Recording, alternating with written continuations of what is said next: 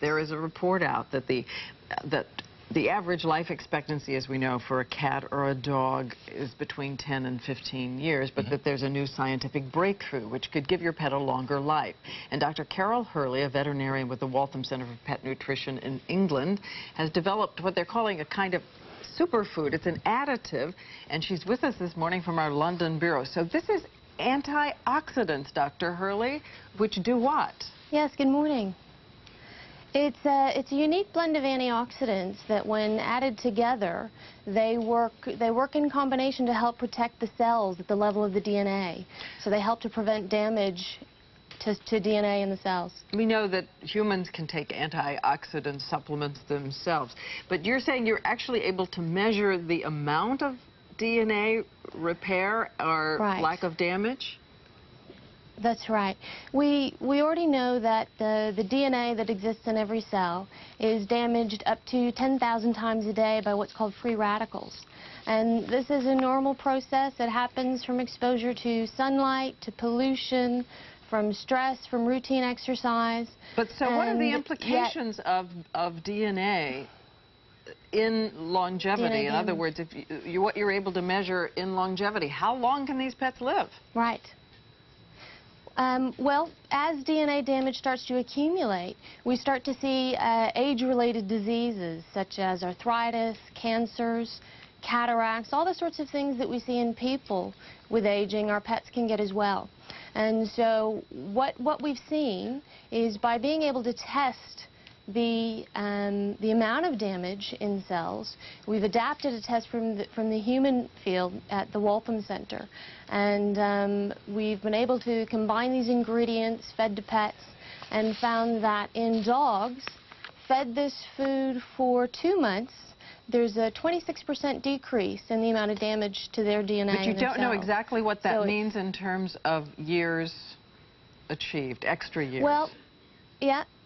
Not yet, and that's what we're doing, is following these animals along.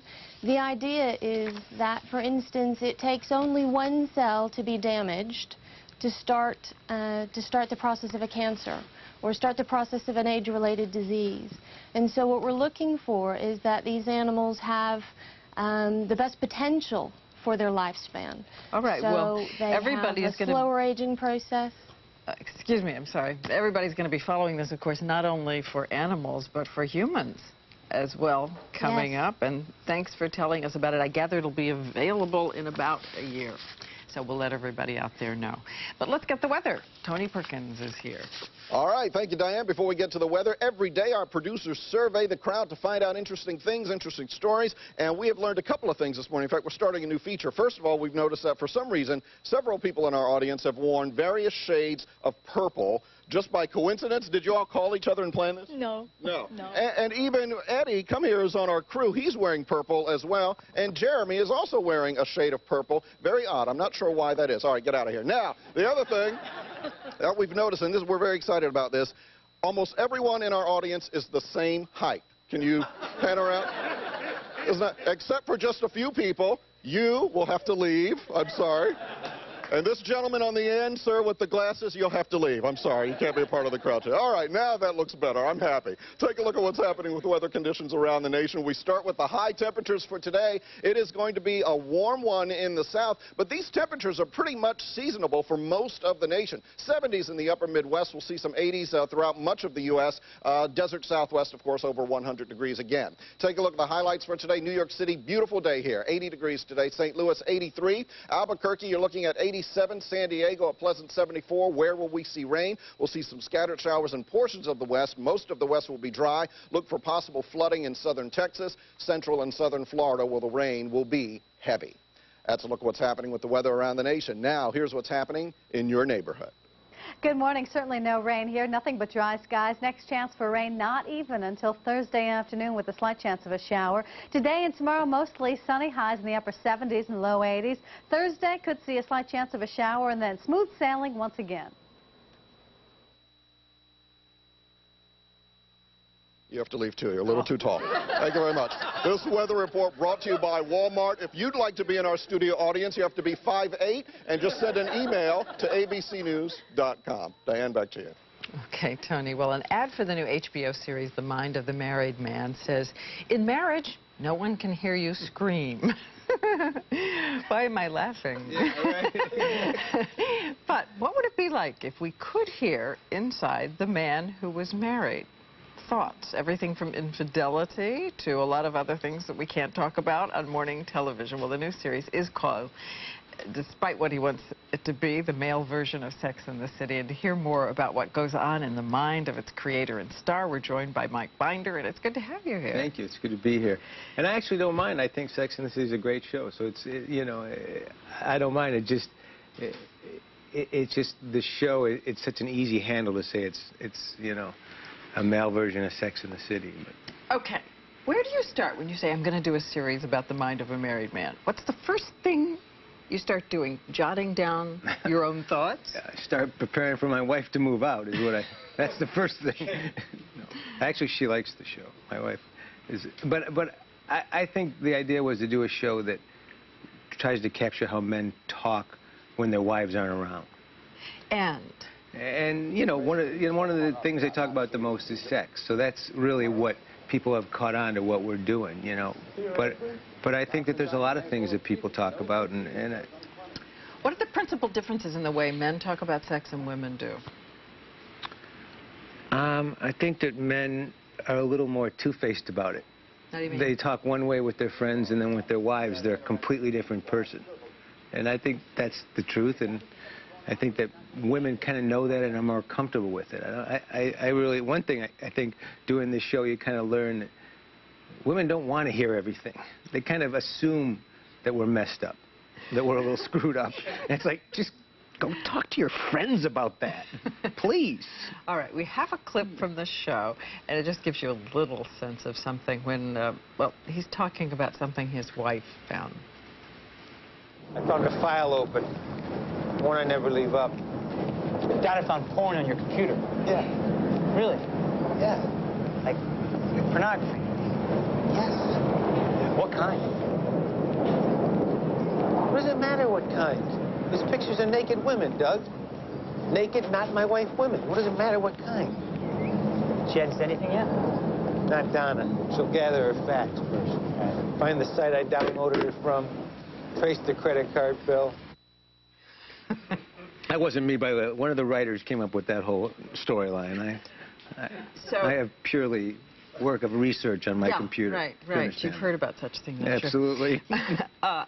Do men talk as much about their appearances, or ever about their appearances? I don't think so. Not in my experience. Some men do. You know. Do men talk about relationships at all, or do they save that for home? Yeah, no. They talk about relationships. They do. They talk about their relationships a lot with each other, more than at least the men that I hang out with. You know, you don't know. There's so many men out there. I think there's a good 1,500 of them at last count. But the ones that I know, the 1,400 that I know, seem to talk about, you know, relationships in terms of what isn't working more than what's working. In all your research for this, what did you learn about the mind of a married man that you didn't know? What I think is interesting, and where the show's point of view is, men want to be married. Men like to be married. They like to complain about it. But if you see a guy who's married get divorced, you know what he does? He runs out and he gets married again. Men like to be married, and single men dream of finding the right person to be married. They're not single because they want to be single. They always think one day they're going to get married. Men like to be married, and that's the point of view of the show. And very funny. Thank you. It's what I've heard. The word around the shop here is that it's truly funny, and it's called The Mind of the Married Man, and it premieres, you should know, on HBO. When does it premiere? Tonight. There's a sneak preview tonight, and then Sunday night it starts airing after Band of Brothers. All right. Coming up, men get their revenge. And we'll be right back.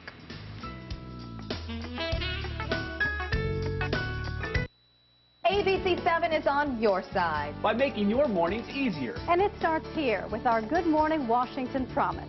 From the time you wake up to the time you walk out your door. You'll get your full weather and traffic updates every 10 minutes on the 7s. And in between, the latest news from overnight. What happened while you slept? It's our promise to you. Weather and traffic every 10 minutes on the 7s. Plus the news from overnight. It's the Good Morning Washington Promise, and it's only on ABC 7. Proud to be on your side. Behind in the polls, Mark Early's launched false attacks on Mark Warner. The press says Early's taken the low road. His attacks are absurd, repulsive, ugly. Early's claims about Mark Warner are dead wrong. Fabrication, a smear. They insult voters. It's typical old-style politics. Mark Early, no positive plan. Negative ads that don't tell the truth. Virginia deserves better. Vehicle history report, extensive. When it comes to buying a used car, do you really know what you're getting? Toyota does, because beyond getting legendary Toyota quality, dependability, and reliability, there's a few other important things you get too. Like 6.9% APR financing up to 60 months on all certified used Camrys, Solaris, and Corollas. Toyota certified used vehicles. We're good on our words. Available exclusively at your Toyota certified used vehicle dealer. CarMax.com has a great selection of used cars online. We carry nearly every make and model.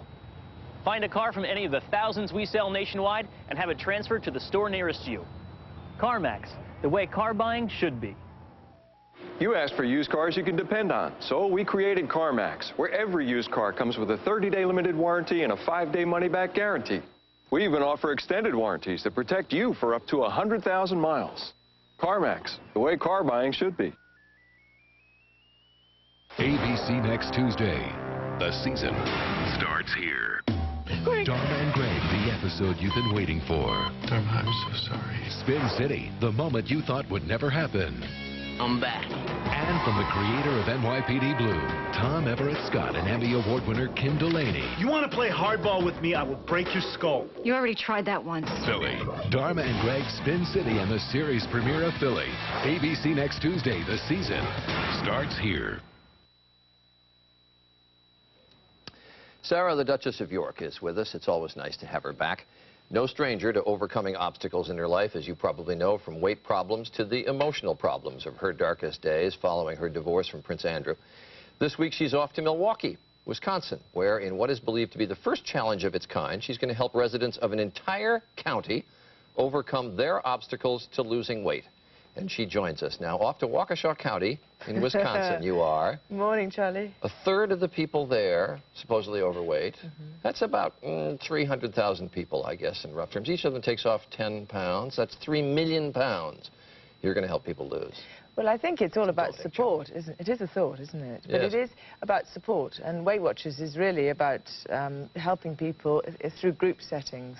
And if you think about it, 3 million pounds, and it's all about people talking and going down to the local library or wherever they sign up. But it's about a joint group getting together saying, yes, we're going to make a difference. That's not only a whole football team, that's the whole National Football League or the English Soccer League or whatever. Or that something you're like that. losing in weight. But how do you do that? I mean, do you cajole them? Do you scold them? Do you plead with them? Do you lecture with them? What do you No, do? I think it's about education on what are the side effects of being overweight and what disease, diabetes or what other diseases stem from being obese or being overweight. I mean, it's not just about health and fitness and nutrition. It's about the whole package, the heart problems that stem from it, and various other things. And emotional problems. And emotional problems. Well, emotional problems, that was my problem. I ate to compensate for my feelings. Right.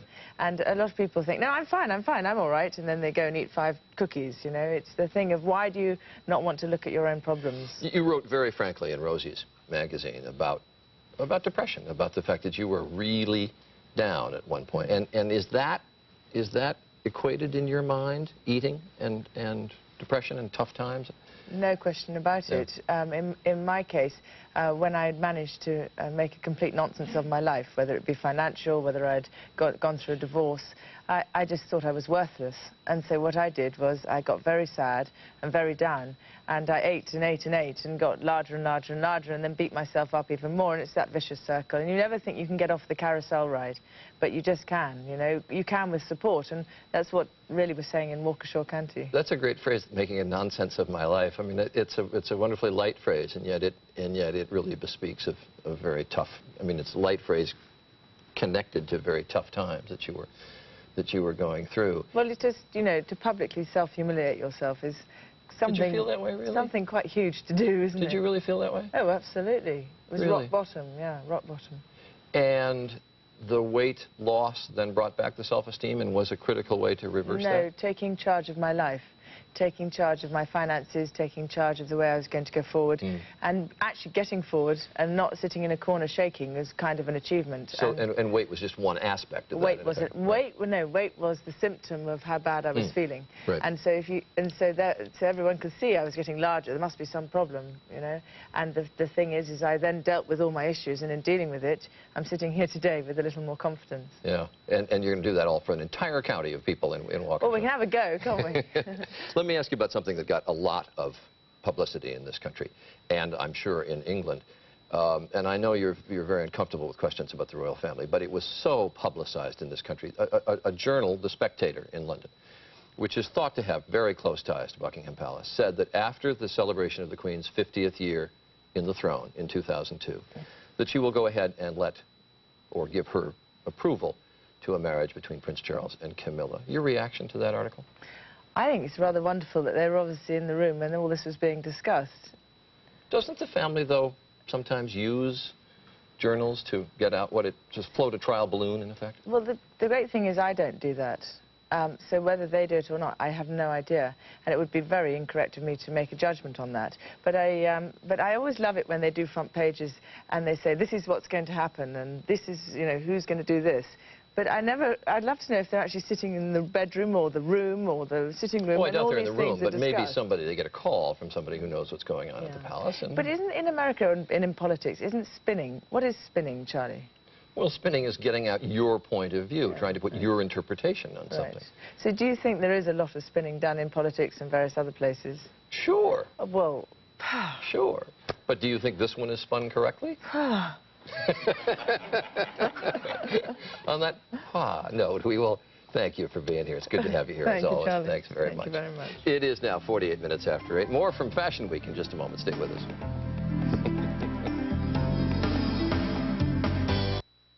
Trust in me in all you do.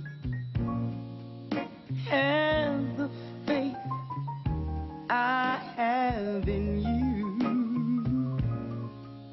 Love will see us through if only you trust in me.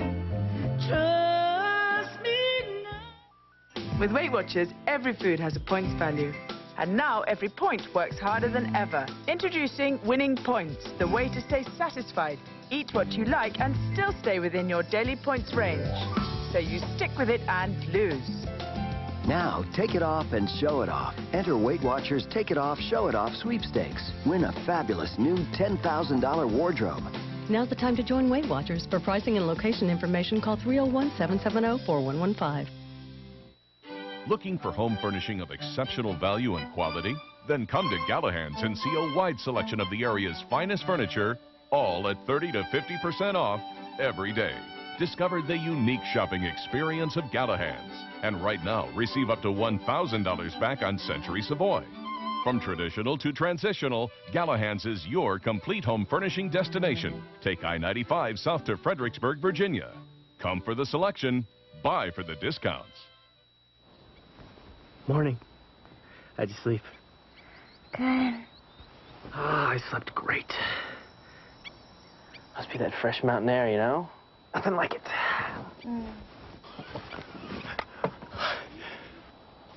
Oh, man. Introducing the Jetta wagon, with room for 70 cubic feet of anything. Ah, the great outdoors.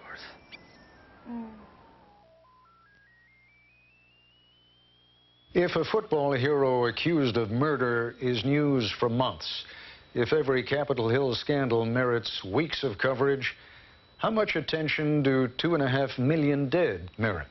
It's a story we should have brought you long ago.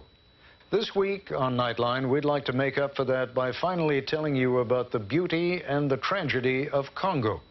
3 years, 2.5 million dead. we thought you should know.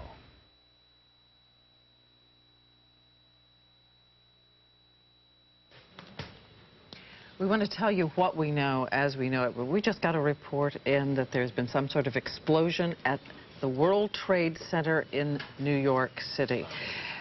One report said, and we can't confirm any of this, that a plane may have hit one of the two towers of the World Trade Center. But again, you're seeing the live pictures here. We have no further details than that. We don't know anything about what they have concluded happened there this morning, but we're going to find out and, of course, make sure that everybody knows on the air. These are, of course, the two twin Trade Center buildings that are down at the foot of Manhattan, that they really are the beacons of New York. It was there that there was the explosion a couple of years ago brought about by terrorists. That's all gone through the courts, but this we don't know anything about. We don't know about anything that has happened here other than the fact that there's obviously been a major incident there, and we're going to go to a special report now from ABC News.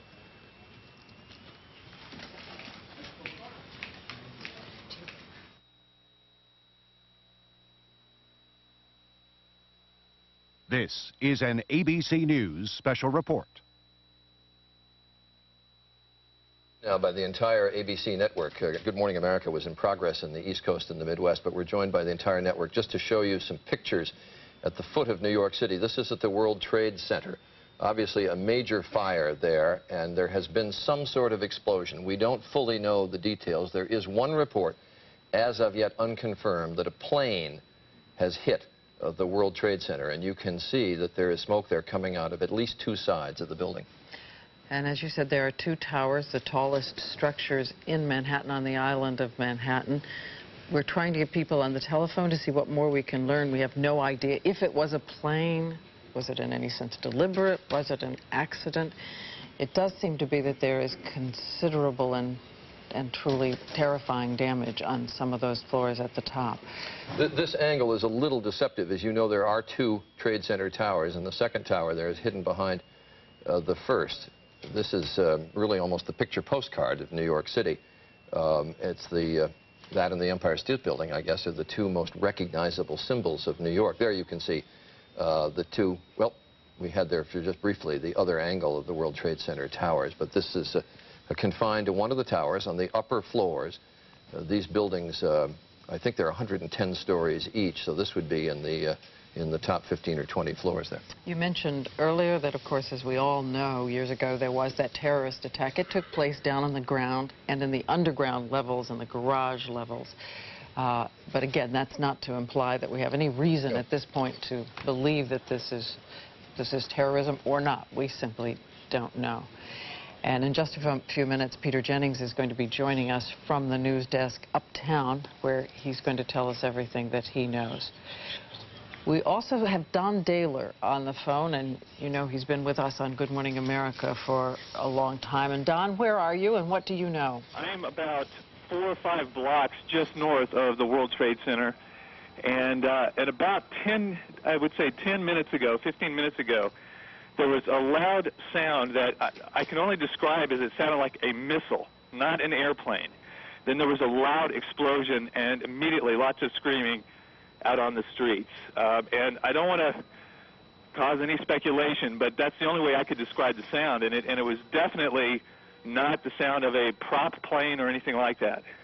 And am I right? Are you a pilot? Well, I have flown. I do not have a pilot's license. But I grew up on military bases, and I know the sound of jets, and I've been in war zones and heard those kinds of different sounds. So, again, not to cause any kind of undue speculation, but the sound itself was not of a prop plane. It was perhaps a jet, but it could have been a missile as well.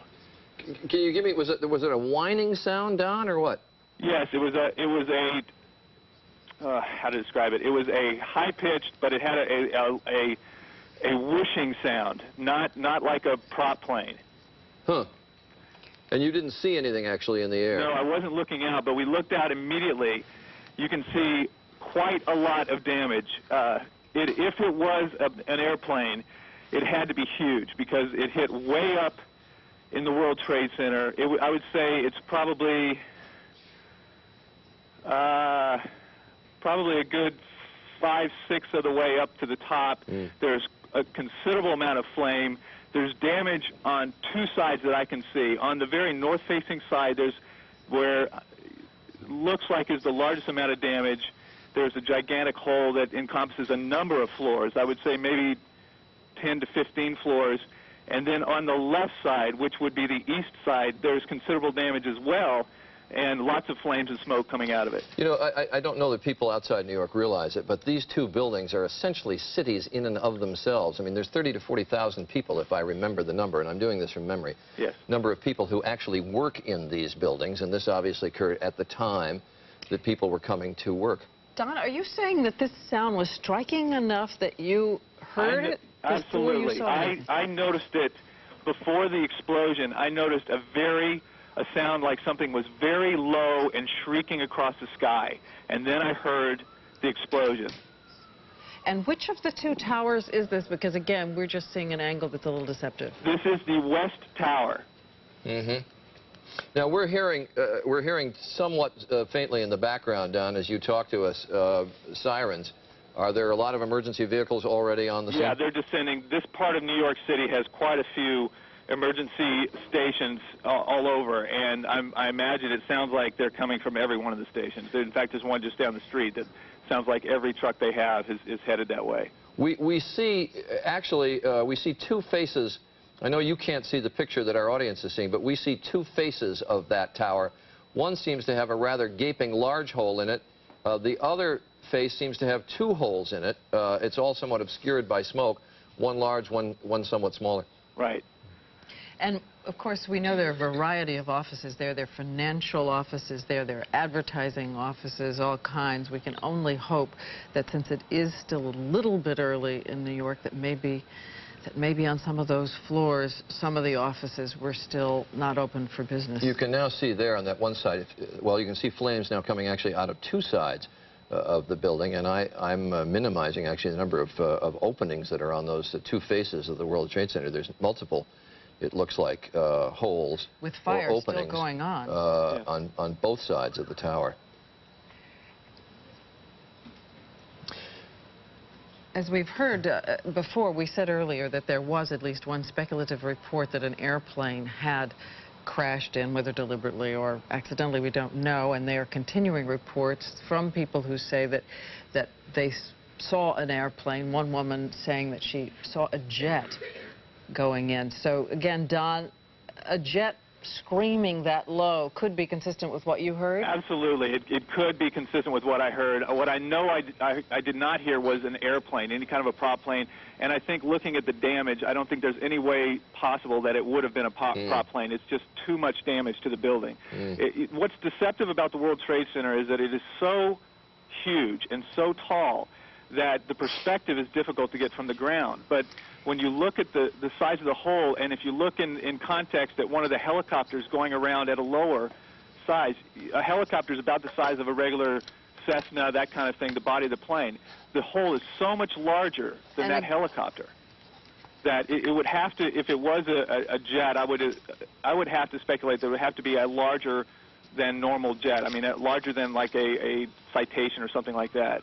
It's just such a gigantic hole, and it blew out the other side. And again, these buildings are almost a city block size building. So for it to have blown in this hole on the north side as well as the west side, it had to be a gigantic explosion. Well, obviously we don't know if this was if it was a plane, and I underline if it was.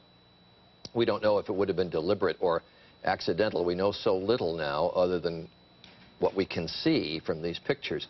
But the interesting point is there are a number of small airports around New York where passenger corporate jets or private jets will land and take off. And it's not uncommon, if you have ever visited the World Trade Center, when you go up to the observation platforms at the top, you can look down on airplanes that are either coming in for landings or taking off from New York airports. But all pilots who fly in this area know very well where the World Trade Center is located.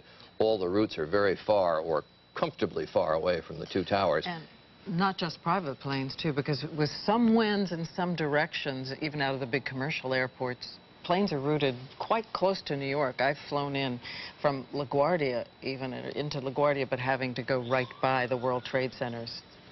But we emphasize this is all speculative at this point. And just to reset for all of you, this is a special report from ABC News, and we are dealing, and we have to underline this, we are dealing purely in the realm of speculation here as to what may have happened at the World Trade Center.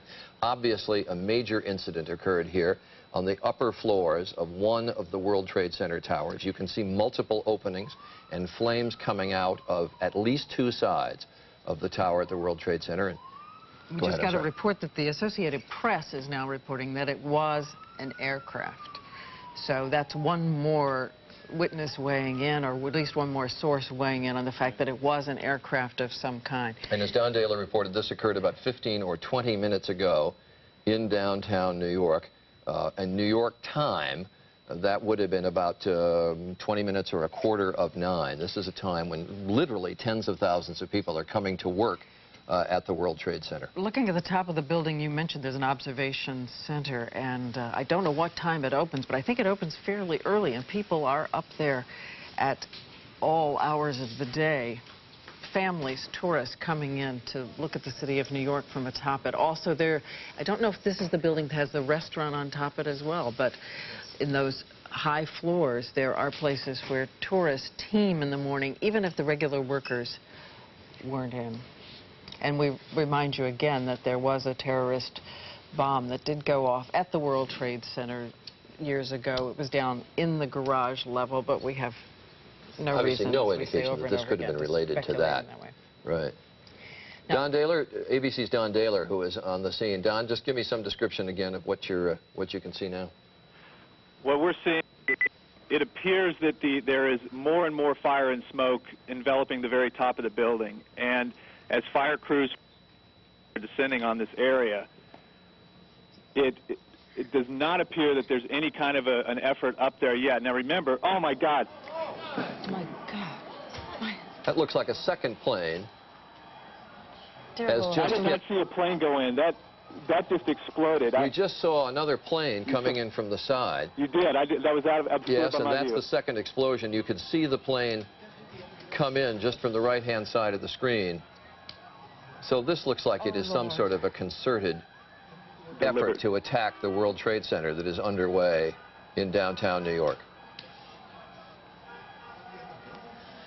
We will see that scene again just to make sure we saw what we thought. We're going to give you a replay of what we just saw, and I must admit I thought it was some sort of fire equipment coming in or some sort of observation plane, but it was obviously designed to attack the World Trade Center. We're going to show you that. Here's a replay of the videotape.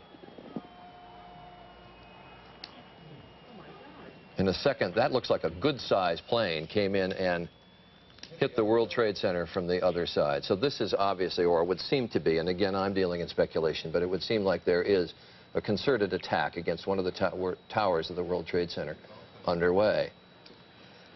We had seen a plane coming in from the other direction earlier. I'd noticed it. Had you, Charlie? I didn't know if it was that plane that then circled wide and came back from another direction, but we all watched it. And I just assumed. Don, could you hear that? Could you hear that plane as it came in? I did not hear that plane, but I had to step inside the window because the fire crews were so loud, the sirens, that I couldn't hear you. I got you. I did see the explosion, but the side of the building that the plane entered was just outside of my view. So all I saw was this huge fireball and the explosion. Well, the shot that we've got is now just from one side of the World Trade Center.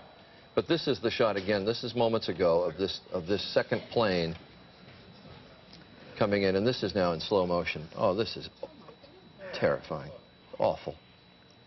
To watch powerless is a horror. They're waiting for the coverage. They're waiting for the coverage.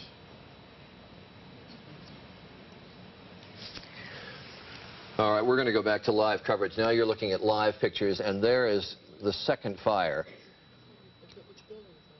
which was brought about by this second plane that hit the tower. And Don, from everything I can see, it was the same tower that was hit the first time, right? No, it's the second tower. It's the other tower. It is the other tower that was hit. My mistake. They targeted it, from what I'm seeing on the television, from your view, the two towers are in, one is in front of the other one, but it was definitely the second tower that was hit about halfway down, not quite as high. And from my view here, it does not seem to be as big, as much damage as the original. I don't know if that means it was not as big a plane or what. I did not see the plane go in, but it's horrendous damage. But it doesn't seem to be the gaping hole through two sides of the building like on the first one.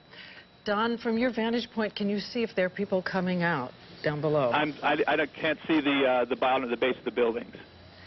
There's the wider shot of the two towers. Now, both towers have been hit by planes now in the last half hour. And again, I say we are totally powerless in knowing what's going on here, except that it would obviously appear, it can't be a coincidence like this. It would obviously be some sort of a concerted attack against both towers of the World Trade Center. This is again, we're going to show for the third time this tape of the airplane flying in and hitting the World Trade Center. This is slow motion of the plane coming in and hitting the obscured second tower of the World Trade Center. And you can see flame coming out, and I can't see the plane coming down. You know, if it just Charlie, that's a commercial-sized jet. That did not look like. No, that's a good-sized airplane. Yes. Yeah, that's not a little commuter plane. That was a good-sized jet. And I can't tell if it actually flew into the building or if it just clipped it with a wing. And if it did, of course, then there's the frightening prospect that the plane would have crashed right in the streets of very busy streets of New York. Yeah. It seems, and this is a small hope, that the fire may have gone out from the first site. I don't know if we can get the camera in close or not. It doesn't mean that the smoke isn't still terrifying and deadly. Diane, I can see from here the orange flames. The fire has not gone out. In fact, it looks as if it's encompassing a part of the building that was not initially part of the original explosion. I can see it moving over to the left side, which would be the east side of the first building, almost all the way over to the edge. The back side is totally enveloped in flames that I can see from here. Yes, with that kind of smoke, there's got to be an awful lot of flame in there. And I think all of us have thought at one point or another about the fact that these buildings, though they are so majestic as they stand above the skyline of New York, that it's very difficult for emergency workers or firefighters to fight these. We have a witness who was called in to speak to us. His name is Karim Haroki. Mr. Haroki, did you, as I understand, they're telling me in my ear, is it true that you witnessed the first plane hit the tower? Yeah. Could you give me some sort of a description of it? I was sitting in my car here in Greenwich, you know. I just saw the plane is coming down from the left side and going straight to the building, you know, and going inside. It actually went inside the building. Excuse me? It flew right into the building. I saw it coming from the left, and I saw the plane coming through to the building. I go inside. It's a small plane. You say small plane. Was it a jet? Excuse me? Was it a jet plane? No, it was plane, you know, like they teach the people for the plane is like a small plane, you know. It's that kind of plane. You mean like a small single or double engine yeah, double plane. engine, yeah. Right, and it actually went into the building there on the upper floors. Yeah, going into the building. And I never saw that plane before. It's like something, I don't know, it's like they work with the motors. I never saw a plane like that before. Yeah. All right, my car, she's nice. Mr. Haroki, you are down in that area right now, then? Yeah, I'm in Greenwich here on North Mall Street. Can you tell if there's a large number of fire equipment and emergency equipment on the scene? Excuse me? Can you see fire equipment or emergency equipment on the scene? I don't know. The fire is upstairs in the building, and the second plane is the other building too. And did you see the second plane come in? Yeah, I saw the second plane is go boom. I heard it, you know. I just wake up my head like that. I saw it inside too. And that second plane much larger than the first? Same. It's same. Both same. They're both the same? Yeah. Because the pictures we see, the second plane looks rather large. No, it's not large. It's going inside too. It's going inside of the building too. And the second hole, it's smaller than the other one. And it actually also penetrated the building. You could see it go in. Yeah, it's inside. It's inside. No plane is outside. Nothing. Now, can you see if there are people fleeing the building? We don't have shots yet from street level. Can you see if there are people leaving the building? No, I can't see because I told you on the North Mall and Greenwich, I just saw up the building. I can't see downstairs. So you're in Greenwich Village? Yeah, no, in Greenwich Street and North Mall. Oh, I see, on Greenwich Street. Okay, Yeah. I can, that's just to locate people who don't know New York, that is right in the vicinity, right nearby, but not actually on the site of the World Trade Centers. ABC's Peter Jennings is at the anchor desk uptown here in New York and is now in position. Peter, I suspect you are looking at exactly the same pictures. Well, I know you're looking at the same pictures we are. We are, Charlie. We've been watching it from the beginning. We'll be watching this for much of the day. There is chaos in New York at the moment. There have been not one but two incidents, as Charlie and Diane have so ably reported so far. The second one coming at 9:03 when television was on live and you could see what was clearly a jet aircraft flying into the second trade tower. Both trade towers now, these 110-story high towers, have now been hit. There is chaos here, or there's chaos in the immediate area. There is confusion in Washington, because now everybody is engaged in this. The Pentagon is involved in this. All the intelligence services are engaged at this in the morning. And as we look at those towers, let's just simply keep looking at these towers this morning. And if you have the feed at home, I actually don't have it here, so somebody could please make sure that I have the photo picture of what's going on. The various airports in the area, Newark and LaGuardia particularly, have already suspended operations. The city asked the Federal Aviation Administration for permission to close down airspace in all of New York, lest there be a third aircraft or some other untoward incident involved. And ABC's John Miller is with me here, who's been listening efficiently to all of his police sources. And John, I gather the city is ordering a major evacuation from a number of public buildings and a number of these very high-profile targets. They're going into what they call an Archangel operation, which is a code name for essentially a major lockdown of the city, evacuating the United Nations building, the municipal building, City Hall, Gracie Mansion, which is the mayor's residence, all things that could be considered